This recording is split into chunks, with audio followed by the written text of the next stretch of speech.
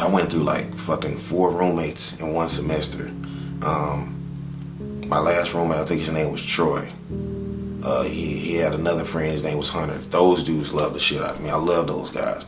Across the hall, there was a boy named Jaylon Davis. Jaylon, him and I, we were best friends, man, at the campus. Fell in love with him. It wasn't about football. It started off with music, ended in a mutual friendship. We talked about everything. I used to spend the night at his dorm, even though we were right across and shit like that. Man, we used to have talks and things like that. His roommate loved me. I loved him too. It was just fun. One night he just came up to me. He was like, "Man, Reggie, I know this might," he was like, "no homo. I know this might sound gay, but you're one of the best friends that I've had in years." And he was a person that didn't trust anybody. He was a person that didn't cry. Things started getting heavy on my mind one day, man. My grades wasn't looking too good. I was still in that whole thing where everybody hated me and bashed on me. And I had a girlfriend outside of Houston. And yes, I cheated on her big time. But come to find out, she was doing the same thing to me.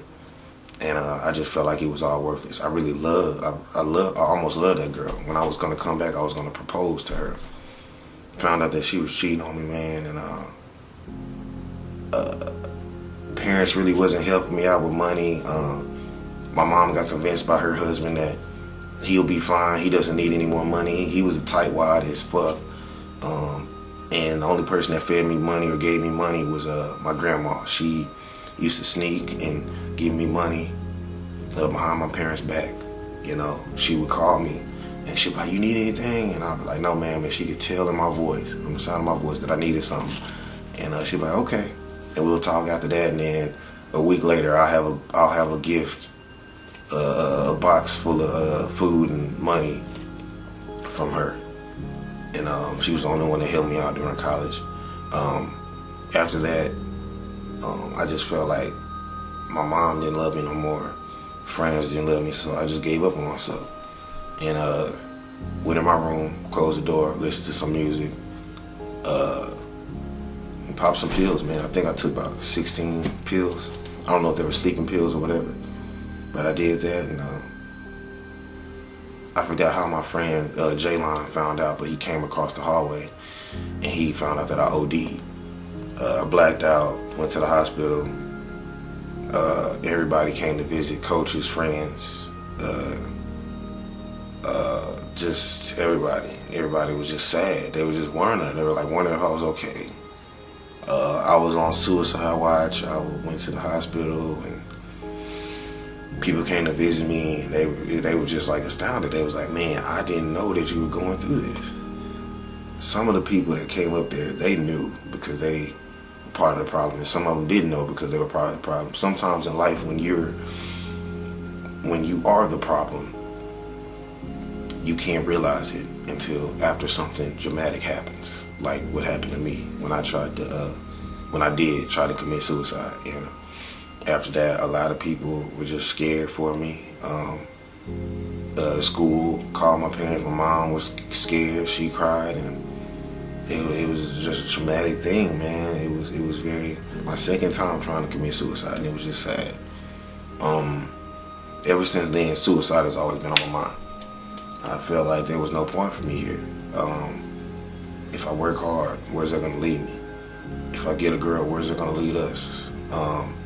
Get friends, where's it gonna lead us? You know what I'm saying? Football, where's that gonna lead? You know, school, you know what I'm saying?